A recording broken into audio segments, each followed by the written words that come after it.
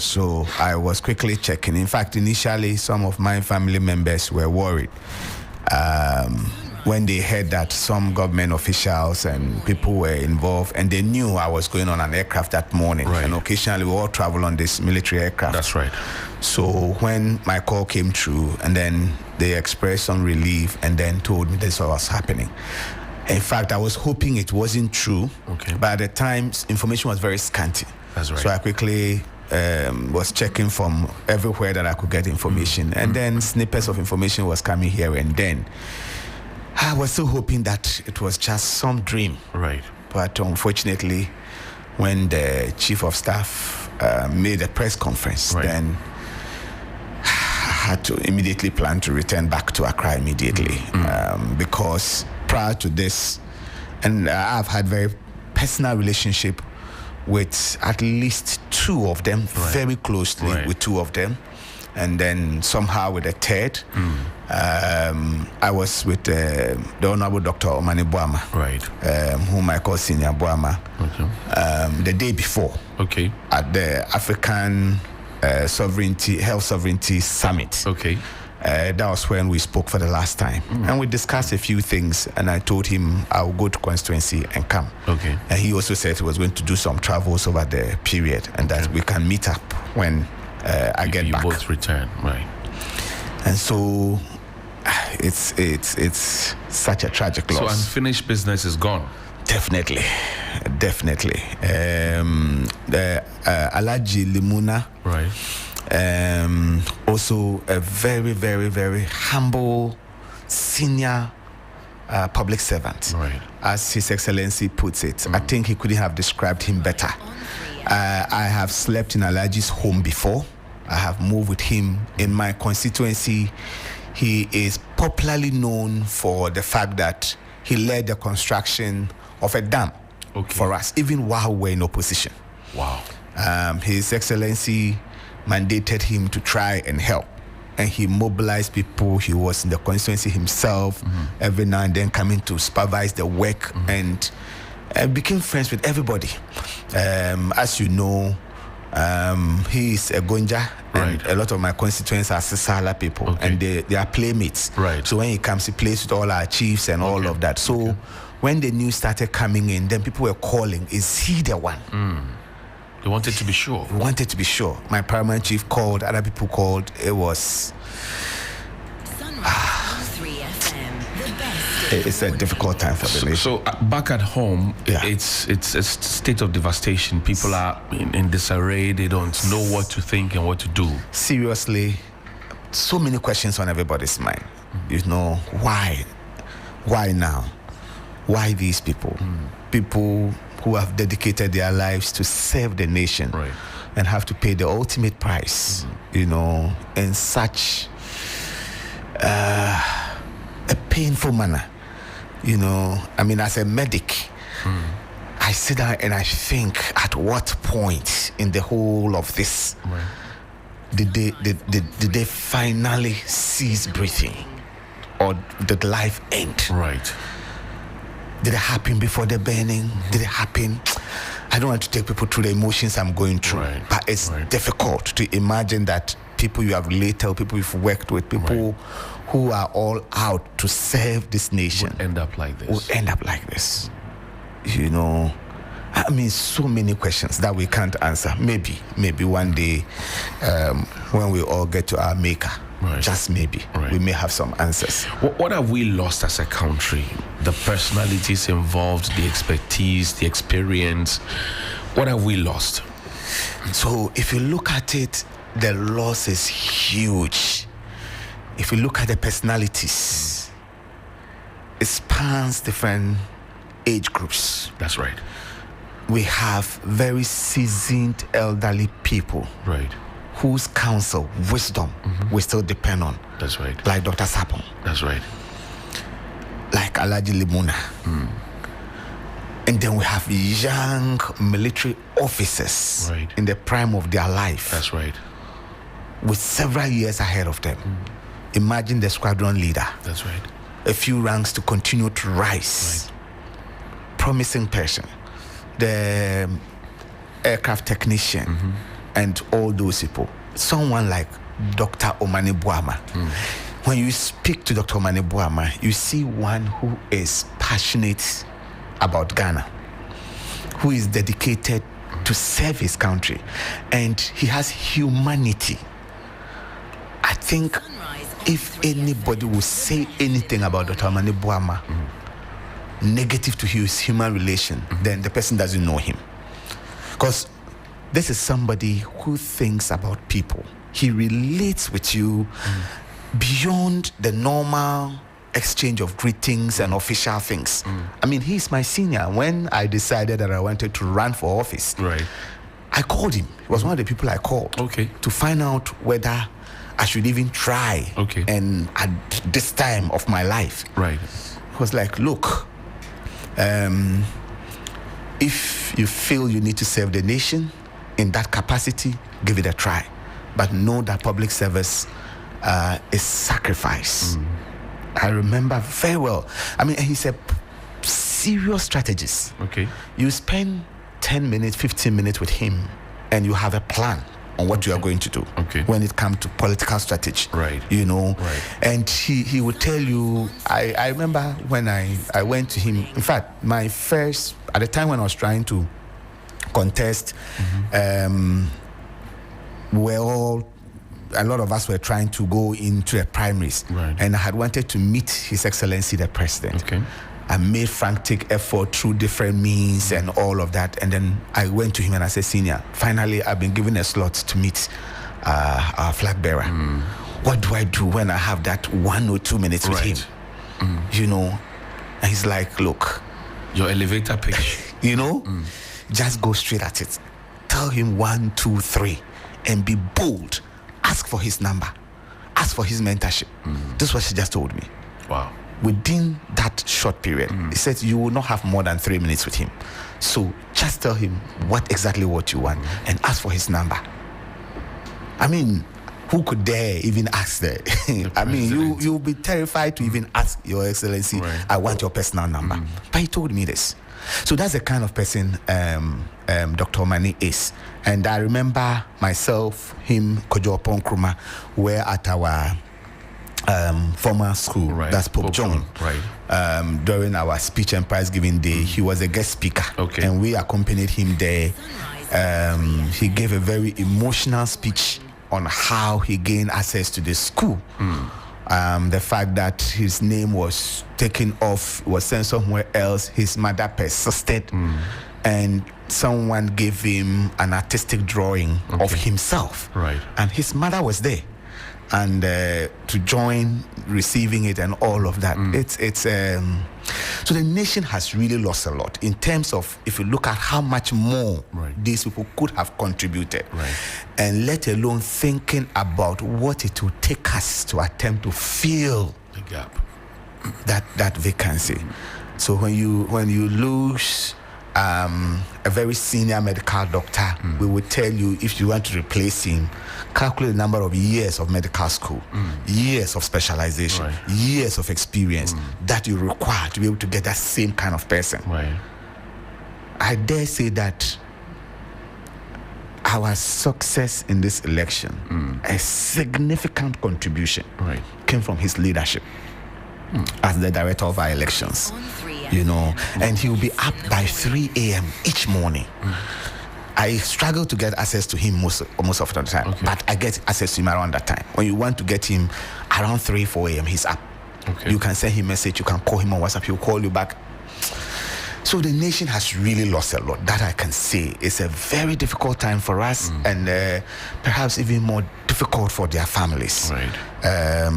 If you look at Doc, his wife, kids, I'm imagining what is going through their mind at this time. You are a first-time member of Parliament. One of the very vocal voices in Parliament was Comrade Murtala Mohammed. He doesn't appreciate being called honorable. What have we lost? Look at parliamentary debates and the things in Parliament. What can you share? So when I joined our party's communication team, he was one of the people I looked up to. I had the privilege of sharing the same platform with him, I think during the budget. Right. When we read our first budget. Right. It was on TV3 that interviewed both myself and him. That's right. And as I was speaking, whenever he had the opportunity to make his submissions, I learned a lot from it. So my next submissions are basically pick up from where he left off. On the floor of Parliament, he debates eloquently, extempore. He's not reading, but he has all his facts. And he's one person very brave and bold. He says it as it is, but with decorum. Right. You will not find him insulting, directly castigating people, but he will present his facts.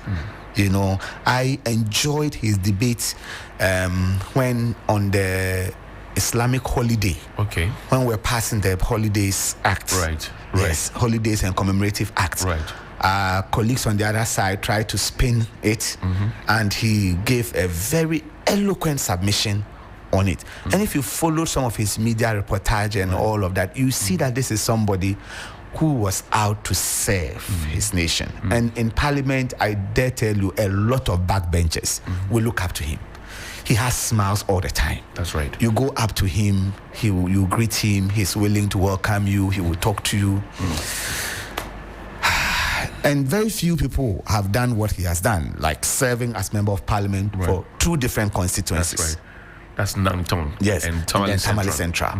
You know, and he, like Omani Boama, like some of our ministers, like Felix, like the health minister, many of these people, you see, they have been groomed into the politics. They started as student politicians. That's right. Did very well in the first tenure. The previous NDC administration, they were given positions as deputies. They learned at the various ministries. He served as deputy in about 3 different ministries. That's right. Information, environment, and then employment as well for a short period. That's right. Learning all from there, and now having the opportunity to be a substantive minister. So you can imagine what he was poised to deliver. I am on the subsidiary legislation committee, and we considered a lot of legislative instruments from his ministry, and you will see that it's one of the efficient ministers.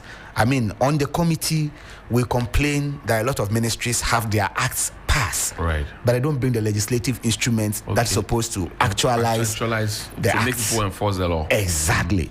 But in this very session, we passed several acts on EPA, environmental legislative instrument, a lot of them that he pushed through, and he himself will come and talk to us, explain the rationale.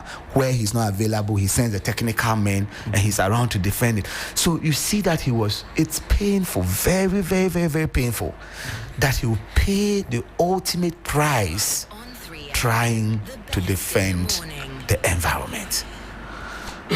It is painful. It is very painful. I'm not sure exactly what we can leave as a legacy for him, but the nation must think and rise up. How do we pick up from here? We are on our backs now, clearly. Yesterday, His Excellency the President admonished us and advised us, encouraged all of us to pick up. But how do we do it? It's a very difficult time. And in fact, a few colleagues who call me and say, oh, you are a doctor, I'm sure you are perhaps able to handle this better. And I told them, no, it's not that easy, even on me as a medical doctor. I have been with people at the point of death severally. I've had to counsel people very difficult times that, look, we are going to lose this patient, unfortunately, and all of that. But this has come to me in a very different dimension. What I would say as a people is that to Ghana, to the nation, is that painful as this loss is, to pick up the pieces, first we must remember that these are very distinguished gentlemen who served the nation.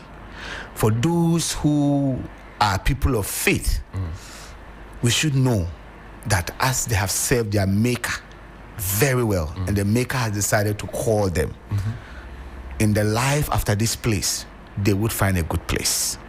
because they were not up to something bad. They were not up to something evil. They were just going in the service of this nation. It is my prayer that God will have mercy on their souls and receive them into his bosom. So that should comfort us. The second thing is that, what have they lived for? If we can extol those virtues, those values as a nation, then we can begin to make progress. If we can let these devastating laws inspire us that we are going to make a difference in the area of the environment, which is what these gentlemen, gallant soldiers of ours, paid the ultimate price for, I think again that should comfort us. But in the immediate time, let's solidarize in grief. Let's come together as comrades, as fellow countrymen. Let's feel the pain. And what we can also do to help us quickly move on is to be sensitive to the feeling of people, to the emotions of people. So people who are sharing images that they should not share should desist. People who are passing comments that they should not pass should desist. Let's follow the admonition of His Excellency the President, that this is not time for politics. This is not time for divisiveness. This is not time for a blame game. This is not time for conspiracy theories. It's a time for us to unite, stand with these families, let them know we share in their pain. They were close to them, but also close to us. They know these people better than we have known them, but we share in their pain and leave something as a memoir to this, to their families. If we can do that, I think we can come up together as a nation, go through this grief, and then we'll be fine. People should be allowed to cry. It is allowed. It's part of the grieving process. People are allowed to be in a state of denial. For myself, until I walked up to the Jubilee House to see their images there, and then lay some flowers, I was still believing that it's not true. So it's allowed to be in a state of denial. It's allowed for people to cry, let out the emotion, cry. On 3FM, the best in the What is not allowed is to be insensitive at this moment. Nobody wishes death for even your enemy. You know, death is so final. And it's one of the things we know in the health space. It's so final that anything that can be done to prevent it must be done. And when it has occurred, the vacuum is irreplaceable. And so let's be a bit sensitive. I would just appeal, no sharing of images from that place, no unsavory commentary, nothing of the sort. If you have nothing to say, shut up. And let those who are grieving grieve. If you have something positive to say to encourage someone, go ahead. When we hear the individual lives of these people, someone with a baby of a month, or is it 2 months old baby, someone who got wedded not too long ago, someone, kids are out of the country, an only mother, a child of a mother. When we hear these stories, it tells you that these are real human beings, and there are people grieving, maybe more than we are doing. So please, let's be sensitive, and if you are able to master the courage to utter a word, call a friend and console a friend, cry together on the phone, and we move on as a nation. Gradually, we will get there. I am very sure we will get out of this, but some lessons must follow us. And I'm hoping that when all the investigations are done and we know what has led to this, and we are very sure that we are preventing another of such a disaster from happening, when we have travel policies that prevent this from happening, when we have been able to tame and control the environment as a memory to these people, I think our nation can look back and be proud. Thank you. Prof. Titus Bayo is Member of Parliament for Galamsey constituency, and we will have to excuse him so that he can join his colleagues. Prof, we're grateful as always for joining us. Thank you very much. Thank you so much indeed. Let's go back to Parliament, and then reminisce on the vetting of Comrade Murtala Mohammed. It's now the word late doesn't feel well in my mouth, but it happened. Listen. Comrade Murtala, congratulations. And you did not run away from Nanton for nothing. You came to Tamale and you are now a king there. Once again, congratulations. Honorable, I'm coming home. We know the ministry you are going plays a pivotal role in economic development in this country. I know your capabilities, but I want to find out from you, what are the main environmental issues confronting this country? Can you list some of these for me? Well, you look... Evening of reflection and memorial in honor of our departed colleagues. The environment is destroyed. And I must also add that, Mr. Chairman, the responsibility of protecting and ensuring that we sustain the environment is a religious one, maybe unknown to many people. If you read Genesis 2:15, there is ample statement that demonstrates that we must all do everything possible to protect the environment. And if you come and read the Quran chapter 2, verse 30 in Surah Al-Baqarah, Allah himself admonished us. There are hadiths, and when I say hadiths, these were the sayings and the practices of the whole prophet, where he insisted that even in war, do not cut down trees. So there is some reasons why everybody, and I believe that in African traditional religions, they tell you that when the last tree is cut, the last man dies. If you read other religious groupings, Judaism, Zoroastrianism, Buddhism, you see that they all have aspects of the need to protect the environment. So if you ask me, I think that is one major challenge, and it encapsulates a lot of things, because they cut down trees, they destroy water bodies, they destroy livelihood, they destroy the habitat that lives in them. So if I say Galamsey, I think that it encapsulates a lot of aspects of the examples that I may be given as one of the things that affects our environment. Thank you. Chairman, a follow-up. I'm happy you mentioned about cutting down trees. Can you tell us the percentage of forest cover about 50 years ago in Ghana? Mr. Chairman, I will not be able to. What I can say is that I know that the World Bank financed a project undertaken by EP and the ministry to determine the destruction of water bodies and the forests. So, Mr. Speaker, it is very clear, the least said about patriotism, the better. And now my brother is telling us that, you see, we are patriot, and that is why we are supporting. That is why we have never been against any of such intervention. As a matter of fact, you have staged more work out in this parliament than your total number in parliament. You have staged more work out in this parliament than the total number of your representation. Patriotic citizens do not walk out. Conclude. They argue with reason.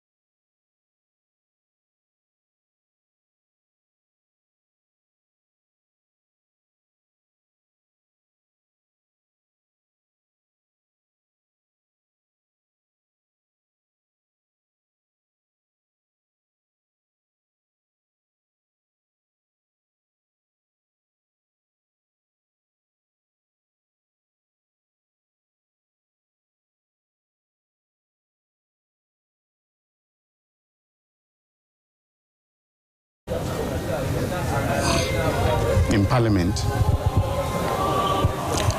that we could count on to speak the truth and to be honest and straightforward.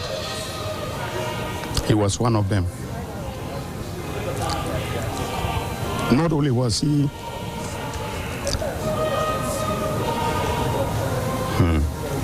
God, this is really very difficult. You know, in our politics, integrity is a very rare commodity. But this young man had it all. He loved this country. He loved the NDC as a political tradition. He spoke true to power. And that is what we need. And Ghana has not only lost a rare commodity in our politics, in the person of the Honorable Murtala, but someone who is also, at the same time, the best in the morning, very patriotic.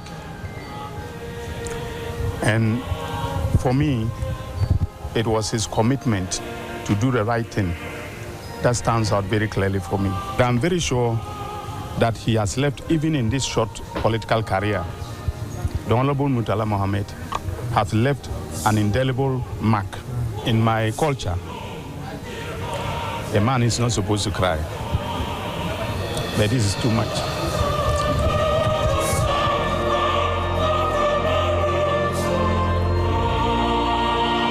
And that was the Honorable Attorney General eulogizing late comrade Murtala Mohammed.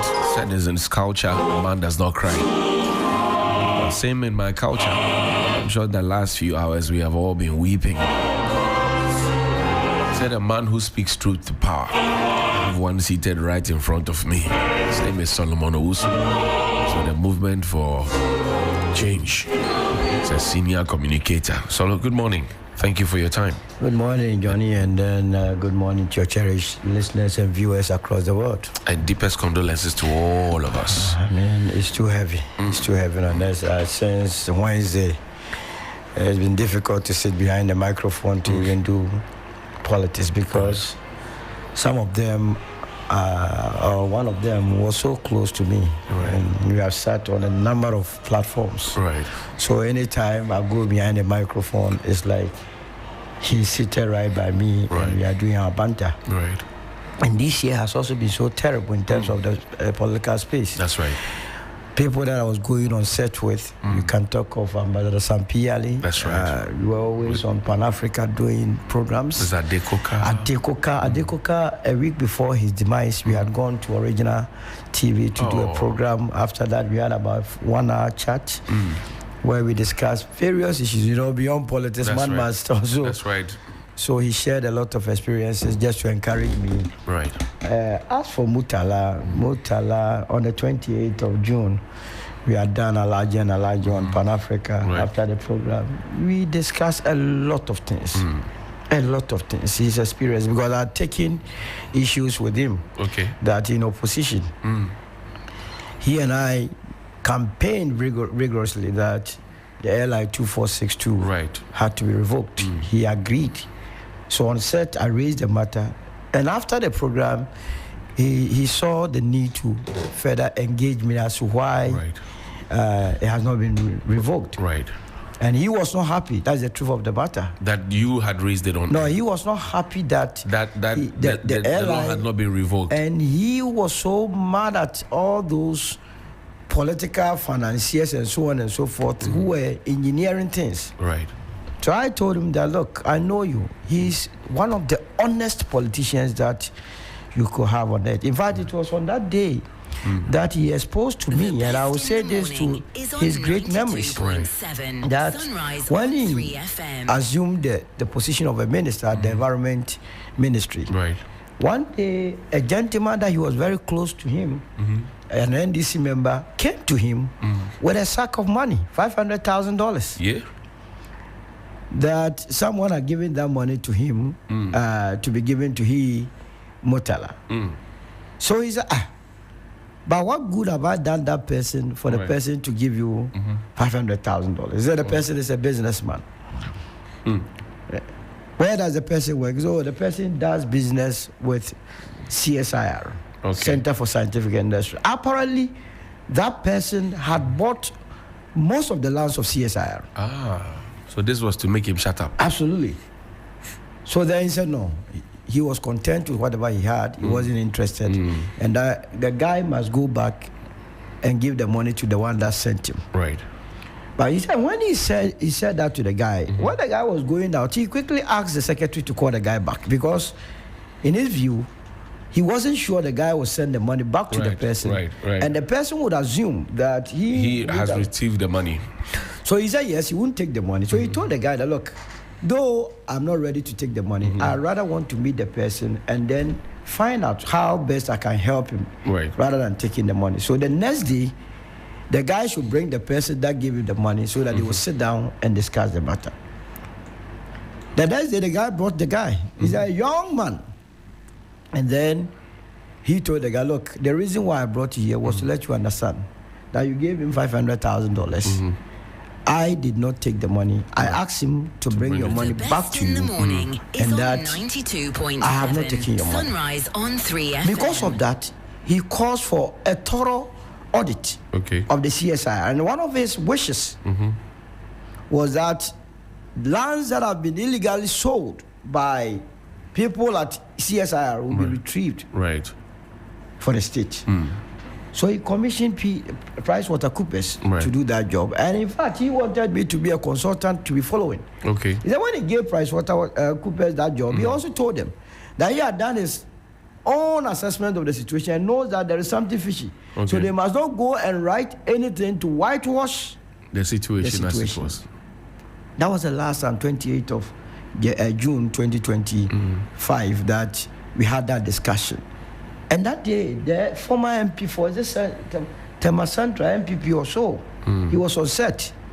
He wanted to even make him a consultant to his ministry, because apparently when he was in Parliament, he had been a ranking member, a member of the Environment Committee. He had so much knowledge.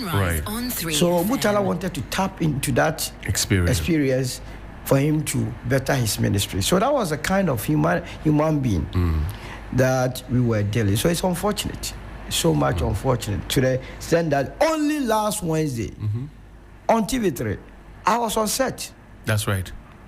The last text message read for the day was from him. I spoke with him on Tuesday, just this Tuesday. Wow.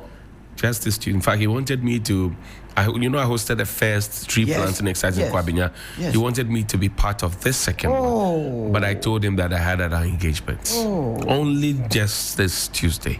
It's too sad. So honest a person. So if you are hit with Omane Buama, for instance, I was very instrumental in me becoming NUC's president. But I campaigned for him. Because he had been presented that against John Kuma. Against John Kuma. He had been presented as an MPP person. No, he didn't contest John Kuma. John Kuma was before him. Well, yes. So when they brought him as an MPP person, his family member was in the same hall with me on KUS campus. We marshaled off forces because that election took place on KUS campus to make sure that he won the elections. And when you lose such personalities, Dr. Sapon, a very fine, somebody that would engage you. He would engage you constructively. Alaji Muniru, so down to earth that he always wants to share ideas with you. What about the army officials? Johnny knows how long it takes to train a pilot. That's right. These years of going through training, fulfilling their life ambitions. They are not moving from Accra to a different country within Ghana. Some 45-50 minutes to Obuasi. And such a horrible thing happened. Nobody is happy and nobody can be happy. The best in the morning in such is times, on all that we can say is that Sunrise their souls rest in perfect peace. We can't say much about it. Investigations have been commissioned by the president. To get into this matter. Do you get a sense it will go anywhere? I don't get a sense, but at least for the first time, we must turn around some of these things, because this is not the first time we are having, to the extent that we have Aircraft Accident Act in Ghana, which was passed in 2020. That's right. Act 1028. That's right. Because the nation anticipated that we may be having some of these challenges. What has that? And they are supposed to have a bureau to be regulating air traffic, and we must not limit this whole investigations into this act alone. I have heard a number of passengers, commercial passengers, who always go move from Accra Tamale, Accra Kumasi, complain of their ordeal. We have not paid attention to it.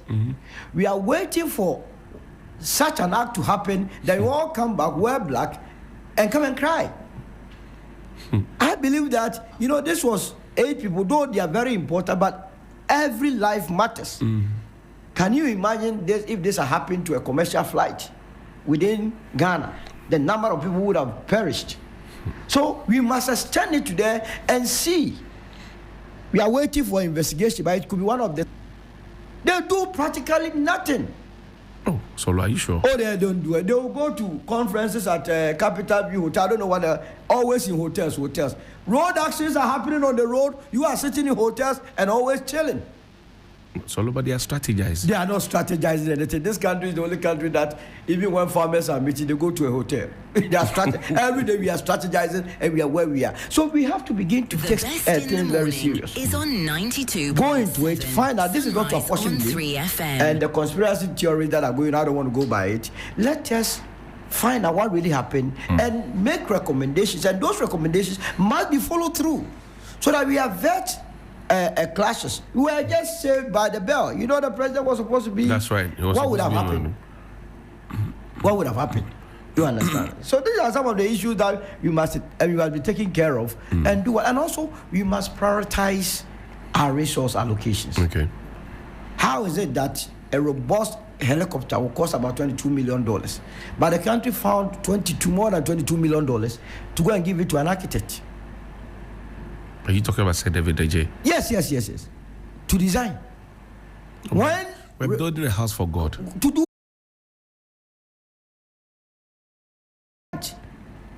We must use this as a turning point to begin to stop the talk all day and actualize our reports.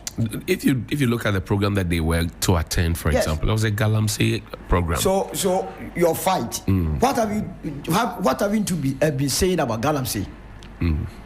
What have you not said about it? Why must somebody die because of Galamsey? Galamsey is an illegality, for Christ's sake. We are fighting an illegality that is known. We know the culprits, we know those who are behind it. What is so difficult in dealing with them? What is so difficult? The governments, not this government after government, say they are trying. They are not their trying. Best. Operation Halt, Operation Galamsey, Blue Water Guard, all those ones. We even wrote a report, Professor Frimpong Boateng. Right. Listed those that were behind. That was the first time I saw an honest report that someone within the government was able to pinpoint his own party members and also those from. Article 42 says that the Electoral Commission must be registering people with sound mind. We don't take that provision very serious. If we were going to, as it were, for the benefit of your listeners, Article 42 is here. It says, Sunrise on 3 FM. Every citizen of Ghana of 18 years of age and above and of sound mind. That's right. You see, the framers of the Constitution, they were very mindful. If even voting requires someone with sound mind, how much more someone that wants to lead you as a president? They must go through some level of analysis, mind analysis. So Apalu had wanted to be your president. That's right. And he's telling you that someone died because cocoa prices or the price that was paid for cocoa farmers wasn't right. Right. You see, I have said that men are trapped by their worst. The issue to do with the cocoa price, for me, is the government of the day. They are spot on. Use the dollar to do the comparison. They rather use the city, because if it was in dollar term, it has moved from $31,000 to $3,100 to $5,040. Apalu knows this, but you go and do cheap politicking. So he got it wrong by telling people that because of what the government had done, that's why the people died. No, he must be banned from even media engagement. Such people, how? They are. Look, if imagine your son or daughter takes Apalu as a mentor. And mind you, people have godfathers in this country. When we are naming children, I'm telling you the number of people children who might have been named after Apalu. They see him as their God. As Godfather. Can you imagine they going by his argument and growing with it? What sort of society are we going to have? What will happen? The society is going to be bombed. So you ban him or buy him from public engagement. He's not fit for that. That's Roman Father's claim. We saw it. His own secretary came to accuse him. You are MPP by day, LPG by night. And so such people... I don't understand. No, he's an offshoot of the MPP. When the Electoral Commission... I mean, we need to remind Ghanaians. These are some of the things that they do. They get away with it. When the country, majority of Ghanaians were saying that the voter register was not right and that we needed to do some cleansing. That's right. We were going... Alan Chamati was contesting as an independent candidate in the last election. So, independent candidates are not been given the voter register. That's right. So what all that they were saying, we didn't have document to, as it were, authenticated. Right. So we were listening to both arguments from MPP and NDC. NDC were raising legitimate concerns that 38 people have been transferred from Tamale Central and Sanarigu to Pusiga. The best. For which reason and that he, as an accountant, if you are going to compare 50,000 to the 17 million people who were in the register, it was just 0.0000 something. So it was negligible. We must allow it. Forgetting that in this country, someone has become president with less than 30,000 votes. That's right. And indeed, if Akpalu used his own personal money to go and far and really believe that he could be president of the land, and you were being told by a party that, look, the voter register, because the basis of you becoming a president is the voter register. That's right. Has been inflated. Would it not make sense for you to even side with them and say that, then let's go and clean it? He said, no, it's okay. But he's an accountant. He can afford his forms. Oh, no. It doesn't come cheap like that. How many accounting firms are even doing well in this country? Abalu will go and pay and support this. He agreed with the MPP. Then. But who bought his forms for him then? That is another matter. That's why I'm saying that we must go into how they became political parties. How come LPG always sided with a particular political party called the New Patriotic Party? That's what we must be asked about. See, let's wrap up because you have to go and join Chief to go and to go to the video. So what's the itinerary for today? So we will be visiting Alhaji Muniru, Dr. Mane Buama, right, and then Alhaji Mutala. Right. We are going to see the family. Right. We'll be led by Mr. Alan Chamantin. Okay. And then from there, tomorrow we will also go and visit the rest of crew, the squadron. And how is he taking it? How is Chief taking it? No, he's down. He's very down. He believes that these were promising politicians, that this country needed honest politicians. That what we are lacking in this country is that we don't have honest politicians. All the fighting you have been fighting on air is to get people to be doing the right thing. Is that not the case? That's right. But many a times they are so dishonest. I don't know whether it's something that comes with politics. The moment they get into positions, all the ideas vanishes into thin air. So Mr. Alan Chamate believes that change and a political party or a movement, soon to be a political party in the Republic of Ghana.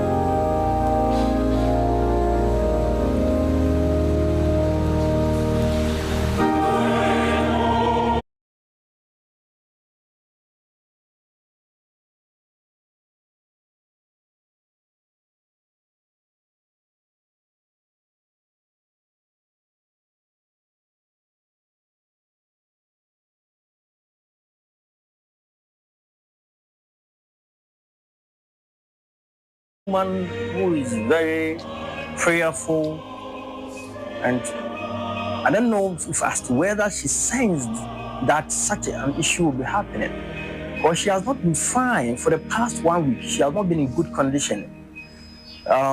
So when the issue happened like that, we didn't know what may happen. So we have to invite a number of doctors to be around and some specialists for them to come around to take her vitals. And it wasn't that good. The pressure was very high. So we had to get the doctors to be with her until she was told that this is what has happened. And so after confirming the issue to her, we found out that it wouldn't be advisable to probably keep her home here. As much as she sees people coming in, trooping in, then the issue keep getting worse. So we decided to keep her a little bit away from home at a much better and a safer place. So it's a national tragedy, and we can take consolation in the fact that God has done his work.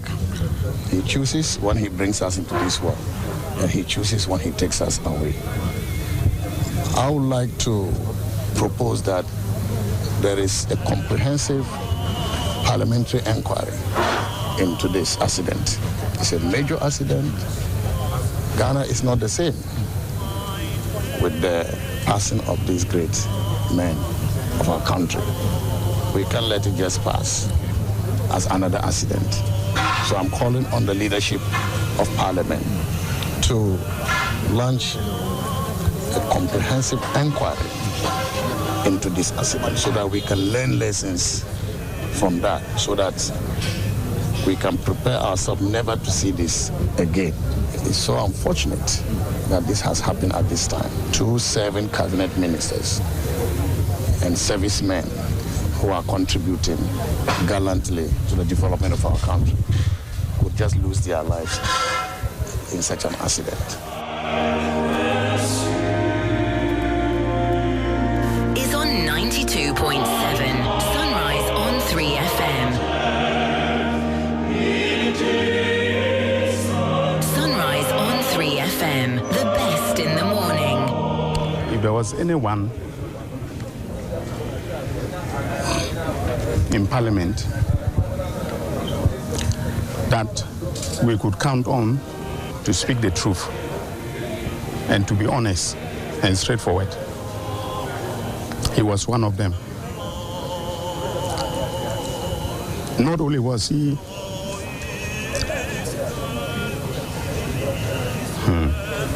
God, this is really very difficult. You know, in our politics, integrity is a very rare commodity. But this young Sunrise man on 3FM, the best in the He loved morning. this country. He loved the NDC as a political tradition. He spoke true to power, and that is what we need. And Ghana has not only lost a rare commodity in our politics, in the person of the Honorable Mutala, but someone who is also, at the same time, very patriotic. And for me, it was his commitment to do the right thing that stands out very clearly for me. I'm very sure that he has left, even in this short political career, the Honorable Mutala Mohammed has left an indelible mark in my culture.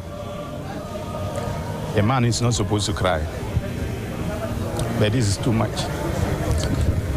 Sunrise on 3FM, the best in the morning.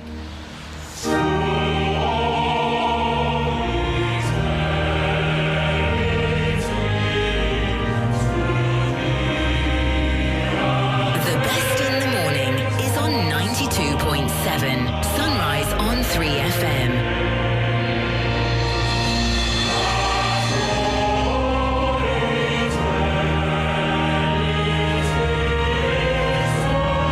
Sunrise on 3FM, the best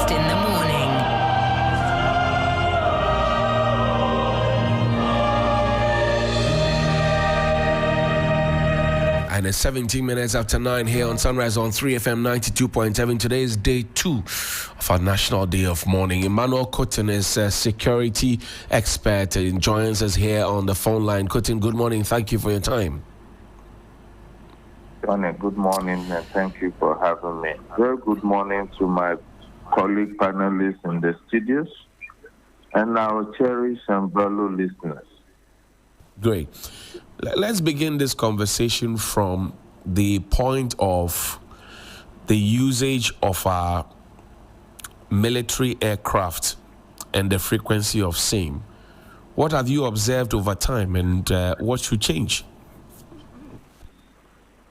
Johnny, before I begin, let me use your esteemed platform to express my sincere condolences to the bereaved family. Every life matters, and these avoidable deaths is by the actions and inactions of people who pay money to do their work, who went to sleep. That is not to say that I'm apportioning blames, but I'll come to that. I have a special relationship with Dr. Mani Boama. I always call him Kofi. He calls me Kotan and Mutala. Because we're student leaders. When Mani was the NUC's president, I was the International Relations Officer of GNOS. You remember 2004, we unfortunately lost one of our NUC's presidents, and we were delegated to join government delegation to go to Tamale for that funeral. And that was the first time we both flew in a plane. It was a military plane. So only Sunday, I put that fond memory on my Facebook page, and I even captioned it that who can identify these two personalities. I apparently tagged him. He responded. And even on Saturday, you can ask Sulu, who were at Ambassador Yale, Sam Yale's funeral. We met him. And he said, Putin, when I became defense minister, I don't know who hasn't come to congratulate me from our student leadership folks. I said, Kofi, I know you are busy. You know when you release press statement, I always speak to it. I'll come. Then he said I should come this week. I'm for Mutala. Mutala took me as a brother. He has always been on my neck to come and join the NDC. He said, how can a fine brain like this be wasted? And he referred me that, look, many of their co-patrons in NDC who are leading the charge of NDC now were from the MPP stock. The more I remain in MPP, the more I'll get lost, and I'm a national asset. Even 2 weeks ago, he asked that I come to his office. And how have we come to this, Johnny? You asked a very good question. You see, in this country, we are not serious at all. I don't know why we have the penchant desire to use helicopters to transport the political class. And it's not something that I have started today, Johnny. It has gone on for a very long time. If they are not using the casa, they are using the helicopters. And what are we talking about? The suspicion is centered around the weather, is that not, John? And we have a phenomenon known as the instrumental meteorological condition, which we refer to as the IMC. So, given the season we are in, everybody knows that helis don't mix with the cloud. And given the fact that we are in this time, Johnny, rainy season, and if you know the terrain of Obuasi very well, the thick forest around that place, when you encounter a condition like this, I'm not saying that is the condition that led to the unfortunate situation we are talking about. You have no way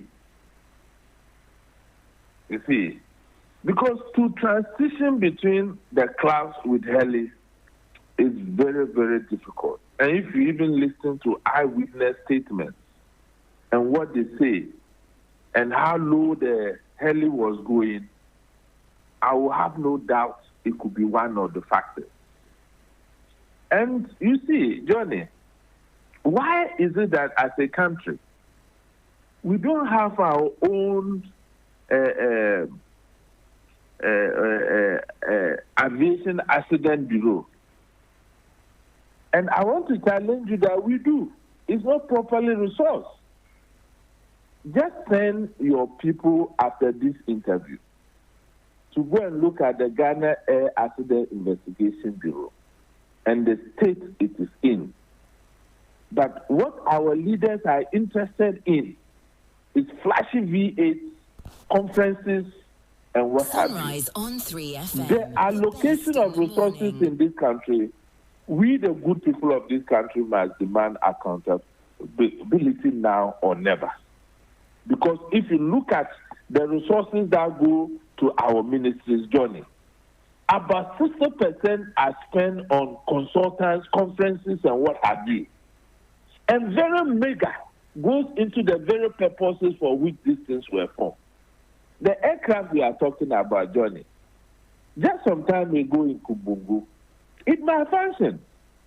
Did we take any cue from that? What do we do after those reported incidents? And this one is of the Chinese stock.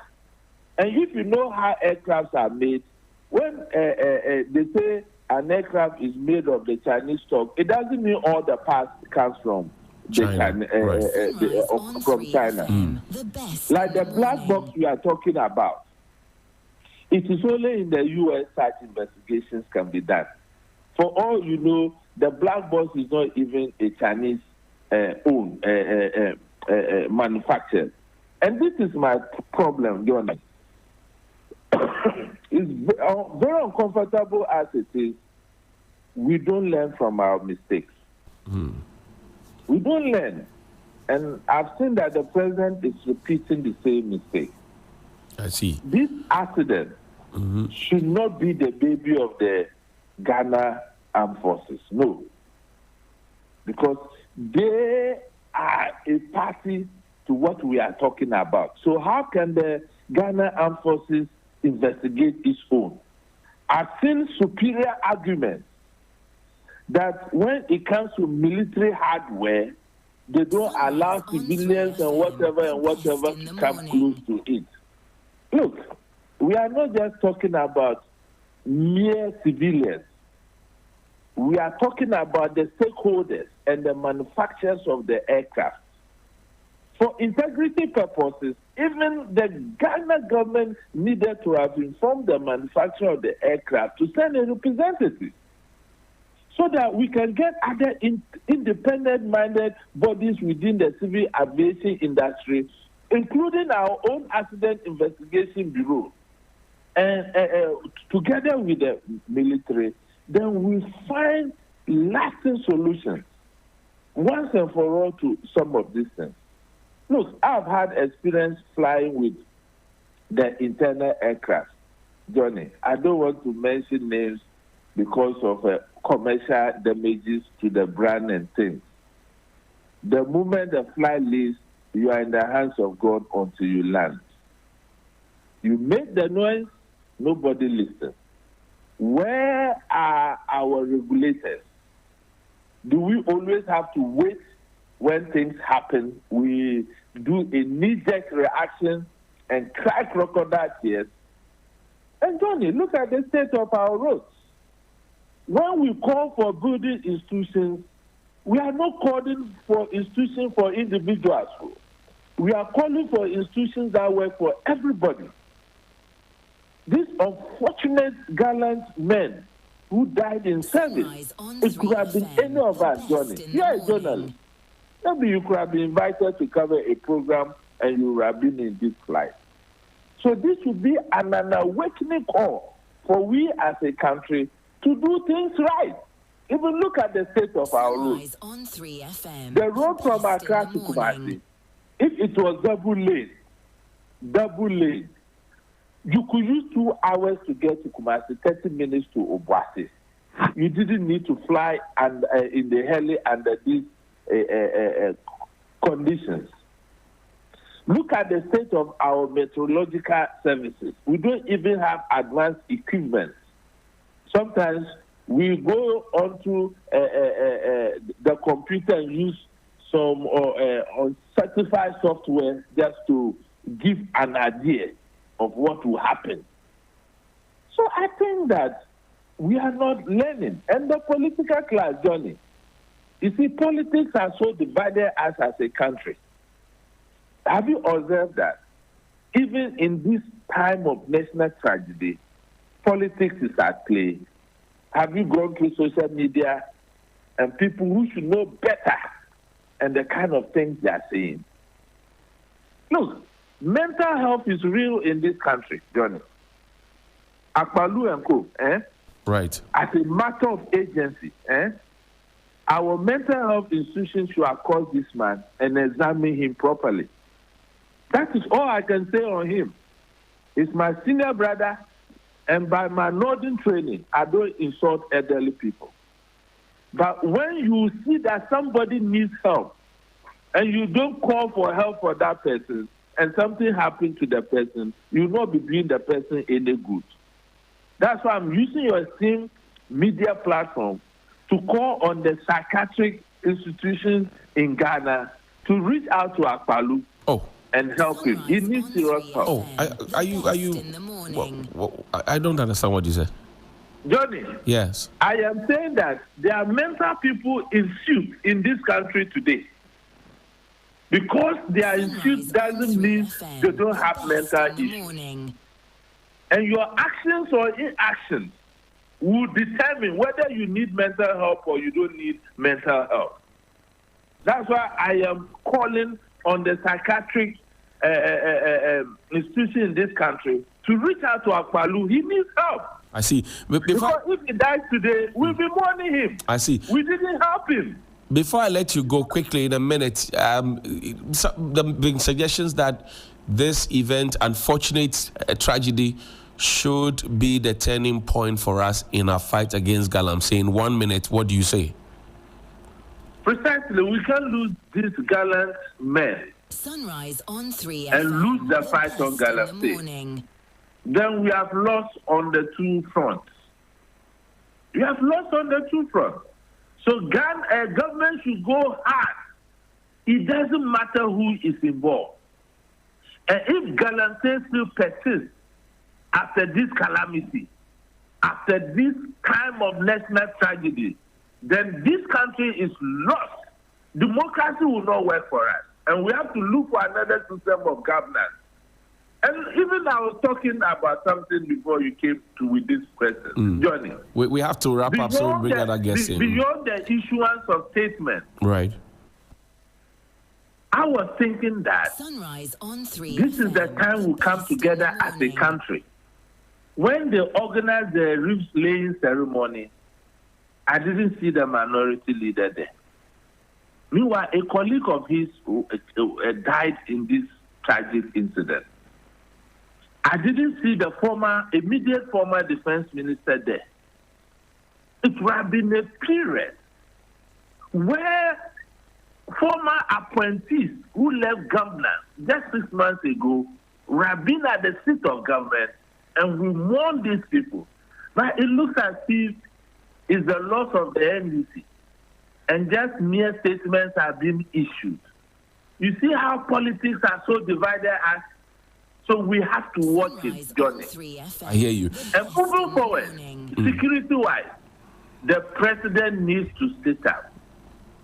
I don't want to bring any comments now that will kind of we'll have the investigation while the investigation is active. Right. That's we wait that they bring out a very good report. That's good. On this very accident. Mr. Emmanuel Cotton, Executive Director, Africa Center for Security and Counterterrorism, we're grateful for your time.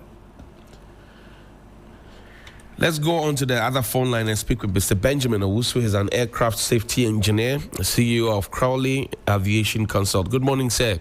Grateful that you could speak to us this morning. Good morning. Yes, sir. And first of all, let me begin by asking you how you took the news of the crash. In fact, it was a Black Wednesday. I mean, I was so down. If you look at Sunrise the gallant on 3FM, the best in the morning. sons of Ghana that we lost, it's very devastating. Very, very devastating. It's an unfortunate situation. Now, there have been many talks about whether or not the aircraft was okay, in good health, whether it was not, whether we should blame the weather or whether we should blame the operators of the aircraft. A preliminary comments from you, who should we lay the blame on? With this unfortunate situation, definitely, there will be a whole lot of comments here and there. As of Wednesday, even today, we all know the weather wasn't looking good, but you can't really say that is exactly what happened. Fortunately for us, the black box has been retrieved. Sunrise on 3FM, The black best box in the morning. is a device that has two main components. It has the flight data recorder.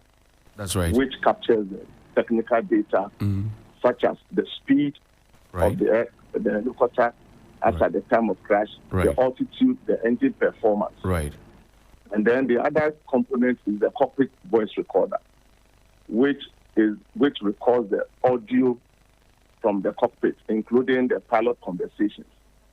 And so if data analysis is done on this device, the investigators will be able to, come up with what really went wrong. And based on that, we will be able to know whether the helicopter itself initially may have some maintenance quarter problem, or maybe perhaps it was maybe due to pilot error, or maybe due to the bad weather that caused the accident. And so during the investigation, the investigators will definitely go for the training file of the crew on board. And then obviously they have training policy. They will go through to see whether they comply with all their training policy and so on and so forth. Right. So we should exercise patience and see what results and the recommendations that will come out from after the investigation.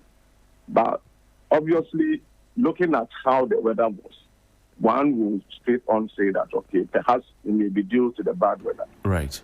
Because poor weather conditions also increases the risk for helicopter operations. And so that is what people are expecting, which one may say, well, looking at the weather, it could be so. But then the investigation and then the black box data analysis will give us the exact information as to what went wrong. Now, if you listen to the arguments that are being made, some are even suggesting that, and these are lay people, they're suggesting that the Z9 helicopter was not the best that could have been used for such a thing if we really wanted to protect the lives aboard. You are the engineer. What do you say? Yes, with the Z9 helicopter, well, even though it's Chinese manufactured, the principle is like the French Dolphin AS365. And I also heard about this information, so I did some few research on this particular helicopter, and there was an incident in Cambodia, but that was as far back 2014. And then I also saw some information on the same Z9 at the Pakistani Navy helicopter, which in the report that I read, they were saying that, and I quote, they say that, however, instead of enhancing operational capability, these helicopters have become a symbol of chronic failure and compromised performance. And this is from a report that that I saw on the net, which was just July 2025, on this particular type of helicopter. But then, like I said, after the investigation, we'll be able to know whether these type of machines are conducive for our environment. So let's patiently wait for what the outcome will be from the investigation. I see. Now, again, the conversation about regular maintenance and overuse of the aircraft, if there's anything like that in the lifespan. What have you to say about the Z9? Yes. The year of manufacture, as I checked, was 1981. But then you see, in the aviation industry, there is this, when we know in the aviation industry, we have the military aviation and civil aviation. Now, if you look at the civil aviation, there is a maintenance program that the operator is supposed to develop from the manufacturer's maintenance planning document or the maintenance review board report. That is what the state authority will approve for the engineers to use to conduct maintenance on the aircraft. When you come to military, of course, they use the maintenance planning document. They use the direct one right from the manufacturers. And so once you religiously follow the maintenance, according to what the program says, you will be okay by flying it. However, if the aircraft gets to a certain age, then it is classified as aging aircraft. And so you also have an aging aircraft maintenance program in addition to the approved maintenance program or the manufacturer's maintenance planning document.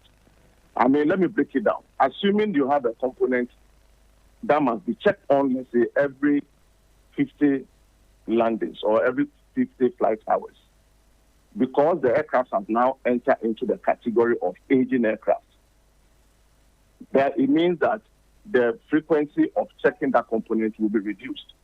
So maybe the aging program will say every 20 hours, check that component. So meaning that by the time it gets to each 50 hours where you now check the component itself, right, you may have carried out aging aircraft twice. You have done 20 hours, another 20 hours. Right. Before you do the 50 hours. You know, so, and it's expensive. Once the aircraft it goes into the category of aging aircraft, it becomes very expensive to maintain it. Because now you have the aging maintenance program to work with, and then at the same time you have the aircraft maintenance program also to work with. Now, so it all depends on the commitment of the management, right, within the organization. Right. Yes. The information we got also was that, in fact, the initial statement that the Ghana Armed Forces issued to the public was that the aircraft went off the radar. Is that normal?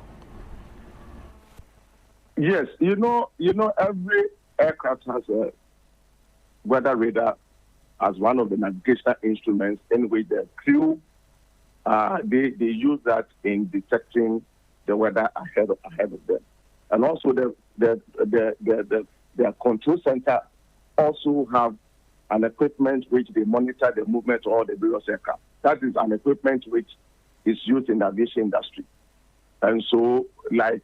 For instance, if you go to Ghana Civil Aviation Authority, their traffic controllers also have that equipment. And so you are able to monitor, and now you tell the aircraft within the airspace the height that they have to go, you know, to be able to make way for others to fly either on top of it or below it. And so if your aircraft is lost on the radar, it's saying that there is a problem. Meaning that now there is no communication between your aircraft and the control center. Right. That was why they said that it vanished on their radar at a certain point. Meaning that there had been a distress situation on the aircraft. Now, again, we learned that the aircraft had about 3 hours worth of fuel. Could it have hovered around for some time to make the clouds clear before proceeding? Would it have made sense? Yes, they felt it. Perhaps the refueling that was done on the helicopter is for maybe the journey in and then the journey out. You know, so with what has happened, everybody says, what if they have hovered, in the airspace?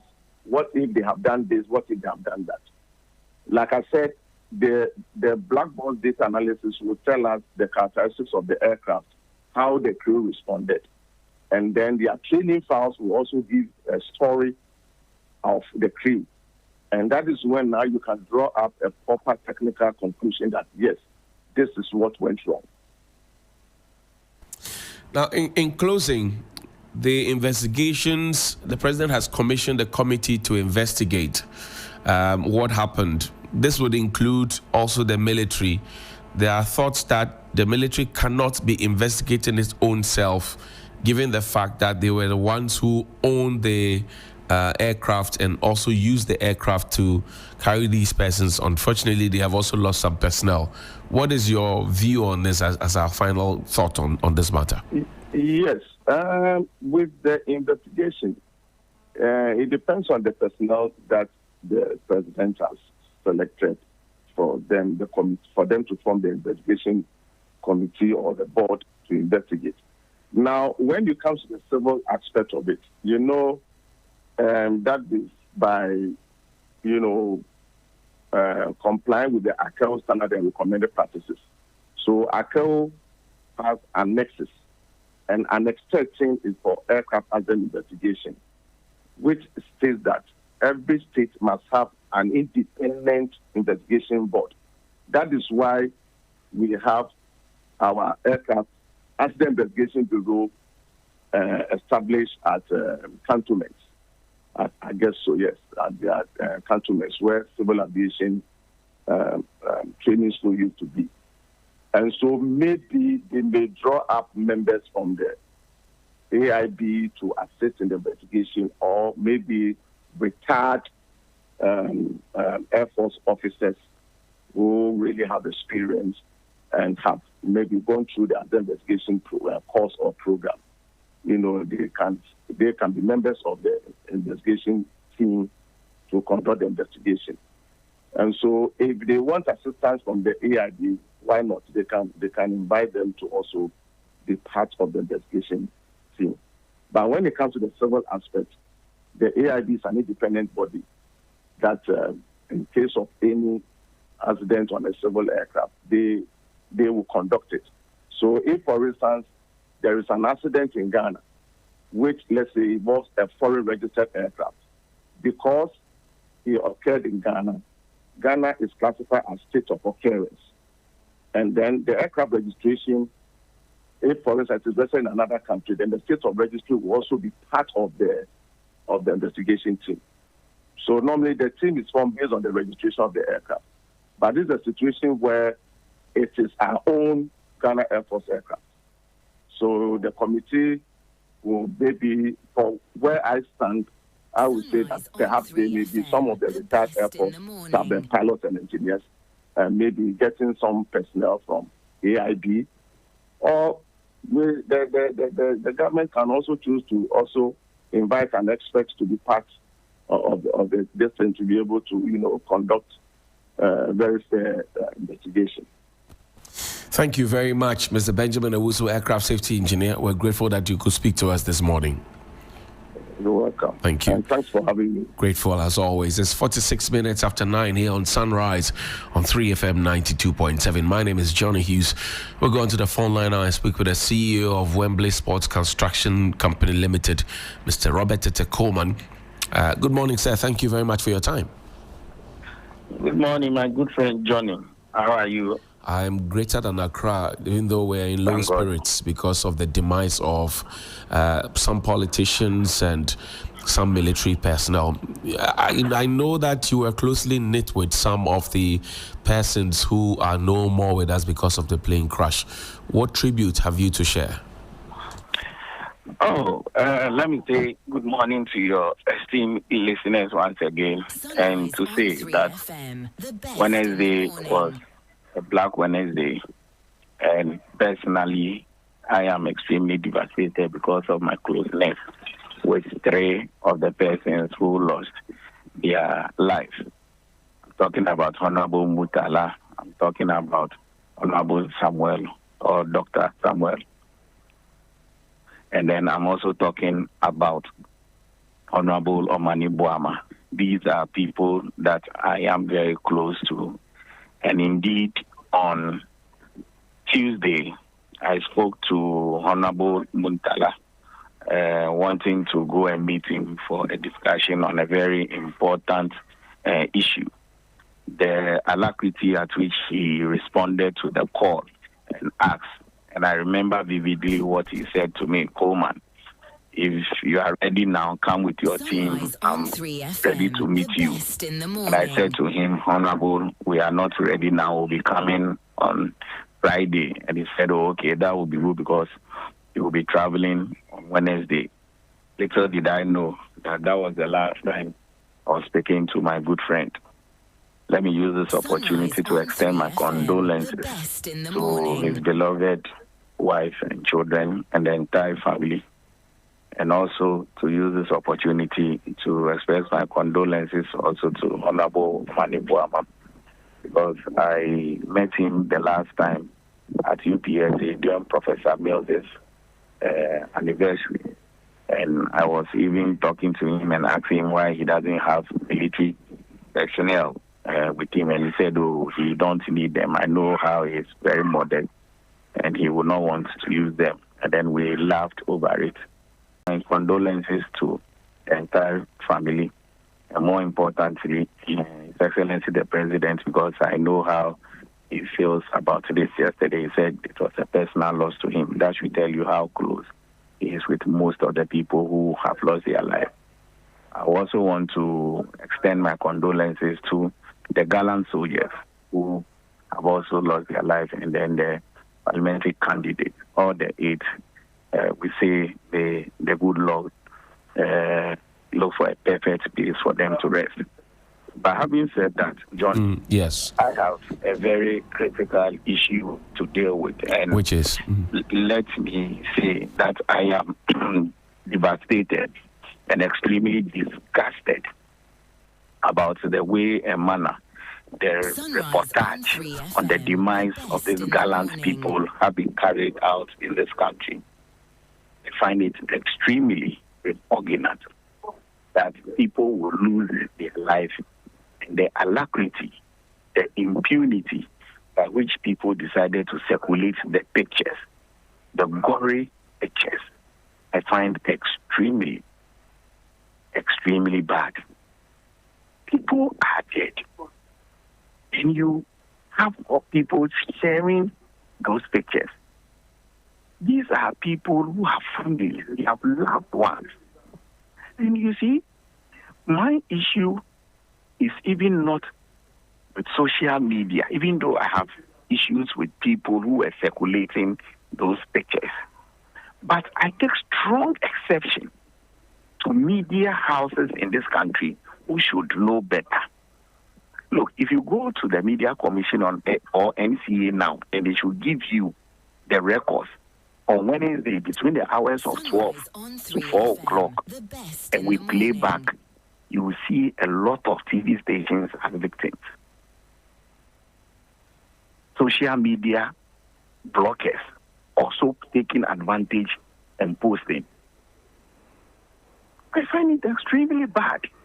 You see, when you do that, you offend the sensibilities of the family. Right. And I call it monstrous wickedness. So, Johnny, I know you don't have time, but let me say to you, I have directed, and I've spoken to my lawyer this morning, the person of Professor Ernest Abuchi. Right. And I want to sponsor or initiate a private members' bill to Parliament for us to regulate these things.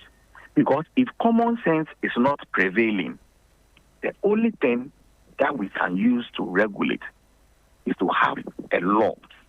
Because as it stands now, we have a law on sexual indecency and all that. That's right. But we don't have a law on specific psychological traumatization when it comes to these things.